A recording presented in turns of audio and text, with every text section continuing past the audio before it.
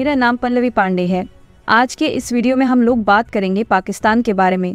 कल शाम पाकिस्तान में एक धमाका हुआ है। वैसे पाकिस्तान में धमाके कोई नई बात नहीं है, लेकिन ये अलग है क्योंकि हमले का टारगेट चीनी इंजीनियर और ऑफिसर्स थे।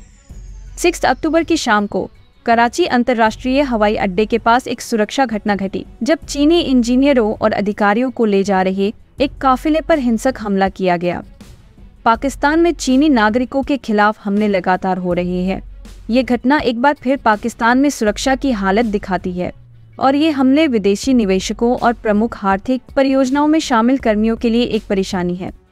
इस हमले में एक शक्तिशाली विस्फोट हुआ जिसे आत्मघाती बम विस्फोट माना जा रहा है। एक्चुअली पाकिस्तान में सारे प्रोजेक्ट पे जो अधिकारी काम कर रहे हैं वो ज्यादातर चीनी है। शुरुआती रिपोर्टों में कहा गया है कि कम से कम 2 चीनी नागरिक मारे गए हैं, जबकि कई अन्य घायल हो गए हैं। बलूच लिबरेशन आर्मी ने तुरंत इस हमले की जिम्मेदारी ले ली है।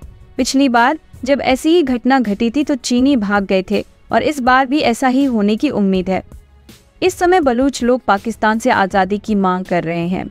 वे पाकिस्तानी सेना की क्रूरता के खिलाफ लड़ रहे हैं और इस संघर्ष में कई बलूच लोग लापता हो गए हैं। पाकिस्तान की सेना अक्सर इलाके में बड़े हथियारों और गनशिप हेलीकॉप्टरों का इस्तेमाल करती है, बिना आम नागरिकों के नुकसान की परवाह किए। इस नीति ने बलूचों को समाज से अलग थलग कर दिया है। चीन और पाकिस्तान ने चीन पाकिस्तान इकोनॉमिक कॉरिडोर प्रोजेक्ट शुरू किया था, जिसका उद्देश्य चीन को हिंद महासागर तक पहुंचने का छोटा रास्ता देना और पाकिस्तान को विकास प्रदान करना था। लेकिन पाकिस्तान ने अधिकतर परियोजना पंजाब में केंद्रित किए और बलूचिस्तान में खनन गतिविधियों को मंजूरी दी। साथ ही इन परियोजनाओं में ज्यादातर काम करने वाले चीनी कर्मचारी हैं और निचले स्तर के कर्मचारी पंजाब प्रांत से आते हैं। इस तरह बलूचिस्तान को उसकी खनिज संपत्ति के बदले में कुछ भी नहीं मिल रहा। जब बलूच लोगों ने चीन पाकिस्तान इकोनॉमिक कॉरिडोर के खिलाफ आवाज उठाई और नौकरियों तथा निवेश में अपने अधिकार का बड़ा हिस्सा मांगा, तो उनके विरोधों को कड़े और हिंसक तरीके से दबाया गया। बलूच विरोधियों को हेलीकॉप्टर से नीचे फेंक दिया जाता था। बलूचों की आज़ादी की चाह और उनके खिलाफ हो रही हिंसा ने पाकिस्तान में मौजूदा स्थिति को और जटिल बना दिया है। इन अत्याचारों ने बलूच लोगों के भीतर स्वतंत्रता के लिए लड़ने की भावना को और भी मजबूती दी, जिससे आज पाकिस्तान एक बड़ी चुनौती का सामना कर रहा है। लगातार चल रहे विरोध और सेना की बर्बर कार्रवाई ने इस समस्या को और बढ़ावा दिया है।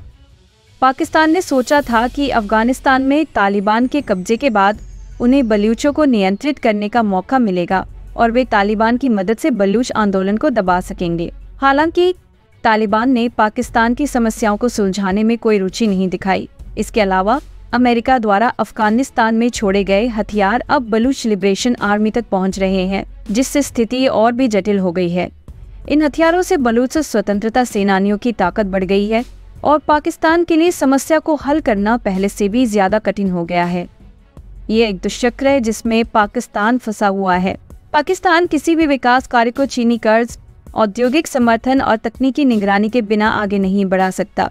इस वजह से बचे हुए काम पंजाब के लोगों को दिए जाते हैं और यही कारण है कि अधिकांश पाकिस्तानी नेतृत्व आज सत्ता में है। इसका मतलब ये भी है कि बलूच समुदाय को नजरअंदाज किया जाएगा और नाराज बलूच लोग हमले करते रहेंगे। चीनियों पर हो रहे हमलों के कारण अब चीन न तो पैसा भेजेगा और न ही अपने लोग, जिससे किसी भी चल रही गतिविधि पर रोक लग जाएगी।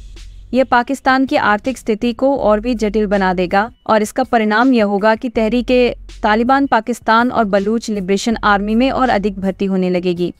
इस स्थिति से पाकिस्तान की समस्याएं और बढ़ेंगी, जिससे देश एक गंभीर संकट में पड़ सकता है। हम सब जानते हैं कि पाकिस्तान की मौजूदा सरकार लोकप्रिय नहीं है और इन्होंने इमरान खान का जनादेश छीन लिया था।